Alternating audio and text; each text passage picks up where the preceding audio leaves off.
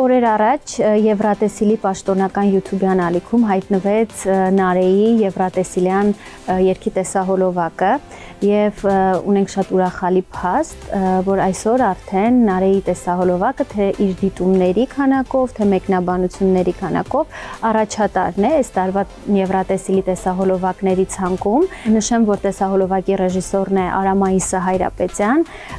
եւ տեսահոլովակի նկարահանումները եւս եղել են բավականին բարդ Նարեի համար, որովհետեւ մենք նկարահանում էինք բավականին ուշ ժամի եւ ցուրտ եղանակային պայմաններում, բայց մեր Նարեն թեև մրսում էր, թեև հոգնել էր, բայց գիշերվա այդ ուշ ժամերին նա շատ առույգ էր, նա շատ ժպտում էր եւ տեսահոլովակը դիտելիս կարծում եմ այդ իր դրական էմոցիաները փոխանցում ենք հեռուստադիտողին, այսինքն դա շատ պրոֆեսիոնալ է եւ